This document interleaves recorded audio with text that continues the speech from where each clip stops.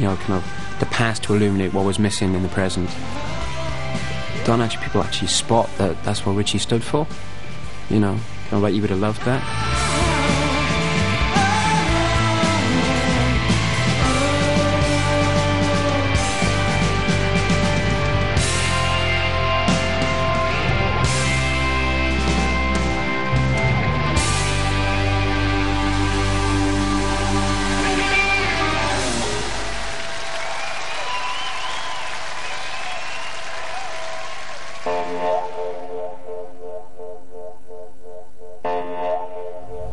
I think they're going to close Oakdale School actually to build this fucking road, and there's so much subsidence up there. A bit of a shame. Me and Richie's names are still on the board for best A-level results. Richie had 3 A's and I had 2 A's and B the following year. So, but 2 years the Manics even dominated the educational charts up there. These steps are kind of symbolic of a kind of seismic change in Welsh music. This is a very spot where kind of like at dinner time, Nick, we'd already talked about being a songwriter partnership, and he kind of like revealed to me that he'd been writing lyrics for the last like 2 years or so, and we were about 15 then. And we decided we were going to be songwriting partners. We were going to be like Lennon, McCartney and all that kind of stuff. I mean, me and James were writing songs together at 15, and even then I just give him lyrics and he wrote the tune, and nothing's ever changed except for it became me and Richie and James and Sean. Nick had just had a new haircut, and as he walked past me, he's like, "What do you think of my hair?" And I was like, "Oh, it's really brilliant, it's a bit like Lamal." And everything, because he had a really spiky top, and he went, "Oh yeah, and it's his lyrics I was telling you about, Aftermath 85, which is all about kind of like the debris left after the miners' strike. Kind of, it's got some of my kind of ham-fisted editing process I distinguish by using a red pen. There's just this one little bit in it where he goes, "The loyal will continue and the stupid pursue absolute victory." And there's something about that so-called woman, which is obviously about Margaret Thatcher. And he was kind of like, I think he was plotting her downfall even then.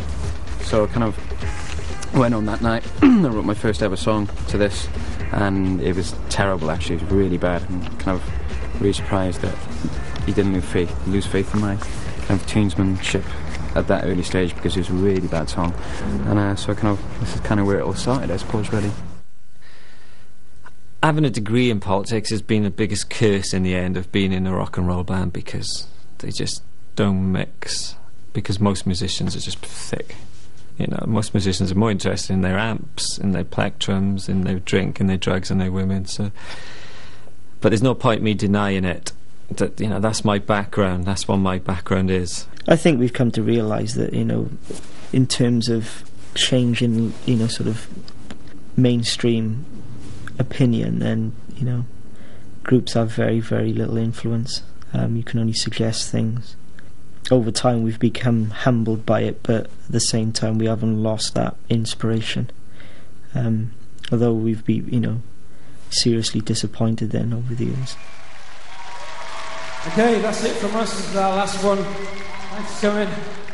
Thanks from Nick, Sean, Richie, and myself. This is a song about fucking.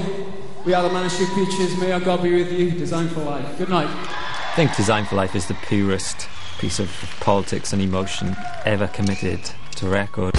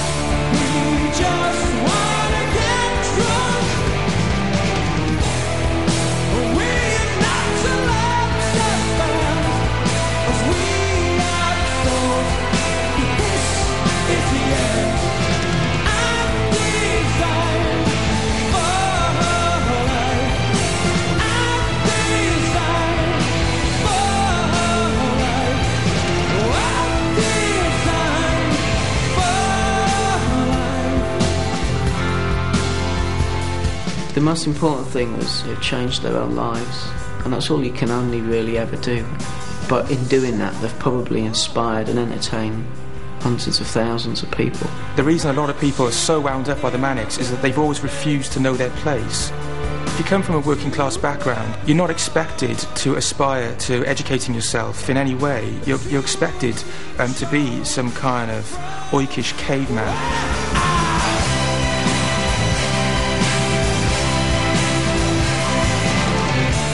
Every Manics album is covered in quotes from books from great thinkers and politicians, and that's one of the most positive things they've ever done.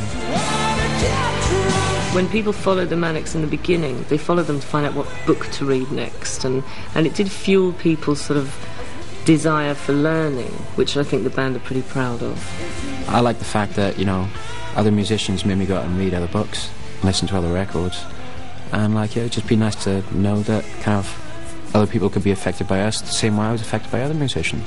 It's just kind of a bit of a philanthropic chain letter, I suppose.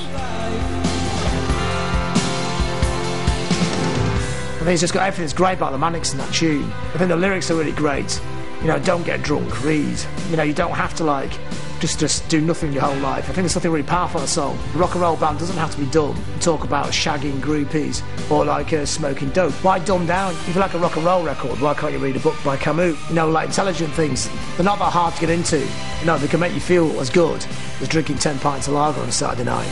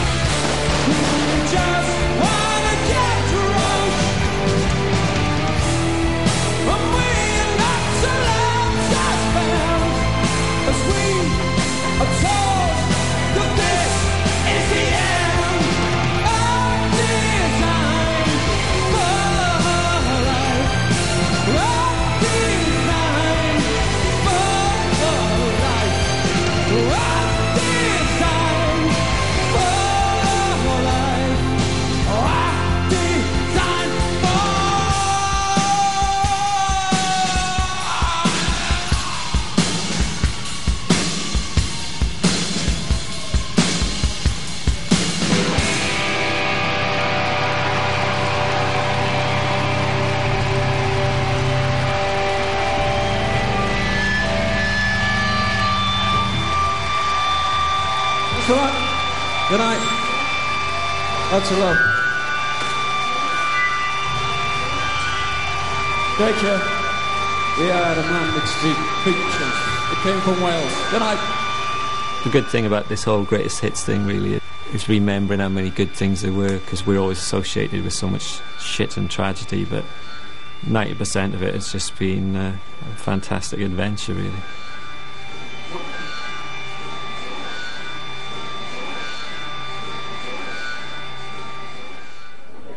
Gig was absolutely rocking. We jumped up and down for 87 minutes official. Absolutely brilliant, amazing. The best band in the world. Best band in the world ever. Ever. Just to reiterate, ever. You cannot say that they are not the best band in the world when they start off playing songs like that and playing a gig like that. It was just fantastic. And we got Sean Moore's drumsticks. Exhibit A. As used. Exhibit B.